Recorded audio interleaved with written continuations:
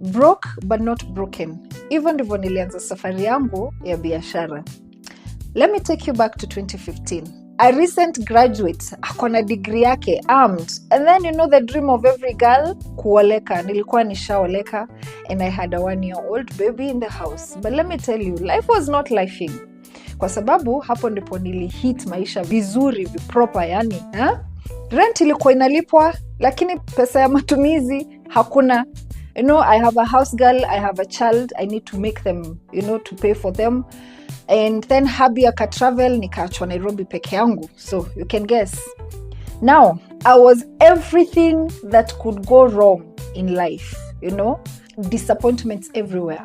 Now, out of anger pangs, nikaamua kuanzisha biashara. And most of us actually, we do that. Tunaanzanga biashara because we want to survive, you know. We want to put the food on the table. And so I started a small toiletries a shop in Uthiru. When you mnauliza Uthiru iko wapi? Uthiru ilikuwa this kitambo before devolution changed manenos. Was a very dusty place in between two counties. Yani one step ukikanyanga mbele uko Kiambu. Ukirudi umerudi city. Anyway, let me not digress. So, I started a humble toiletries shop. Think diapers, wet wipes, tissues. Yani the whole mama's bag. I was the plug before plugs were a thing, yeah? And then, nikajua the trick to make my business survive. Nikulan where the environment that I was and where I was serving. And so, I was serving everyone. Ukikuja na 10 bob, ama 1,000, you know? You will walk away with a diaper for your kid.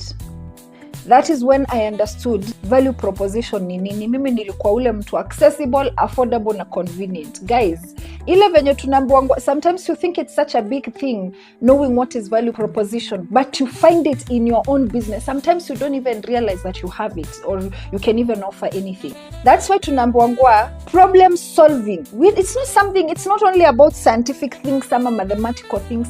It's as simple as understanding yourself, putting yourself in the situation of your customers and looking at the gaps that you can solve. Sometimes iyo problem hata ujuangi inaanzanga na wewe, then when you immerse yourself into that business, then you realize kumbe kuna problems watu wana undergo that you can solve. I was the OG of diapers. Word spread. Mamas loved me. You know, business boomed until it didn't. One day, maze, nimeamka nimeenda job. Kufika, disaster ilikuwa ishanigongea mlango. Bolt cutters. Yani, these guys came in usiku, they wiped my shelves clean. Yani, ile history century. That's what they did to me. Bila mercy, bila warning. Just like that, my Kamini empire ikaisha hivyo. Now, let's pause. Hiyo ni story another day.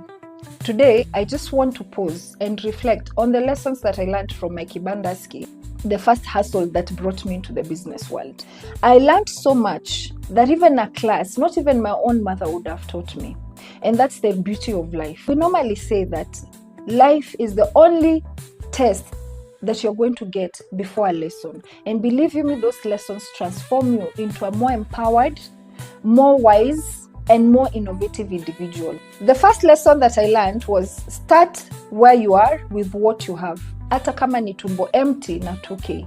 You can't tell me that you have nothing. Even your healthy body is something.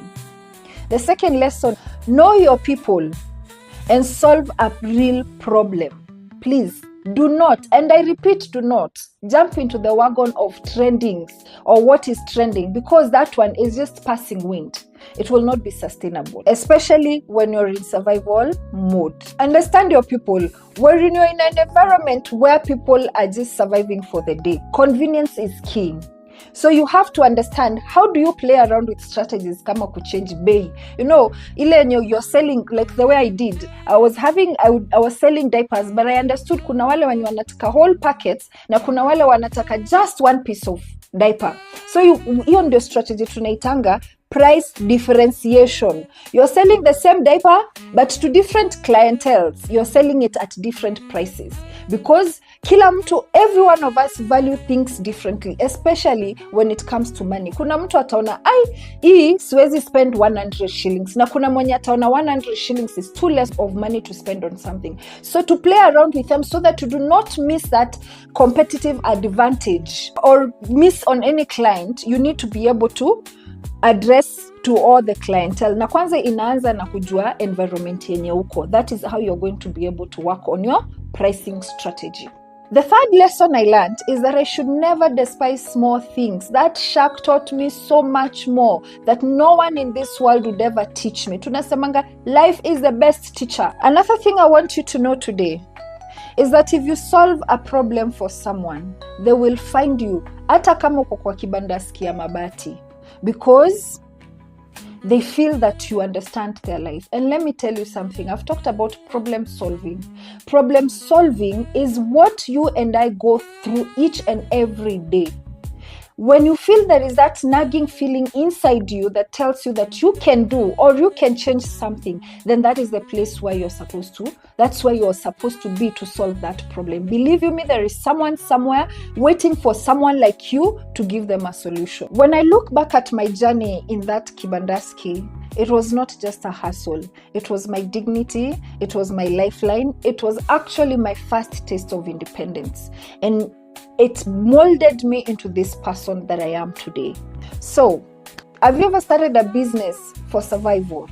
Share your stories with us on the comments below. We'd like to hear your trade scars, because it is through the scars that we learn, and you never know. You can help someone else and encourage them, or even help them avoid some of the pitfalls that we fall into as new business owners. This is Shillings and Cents.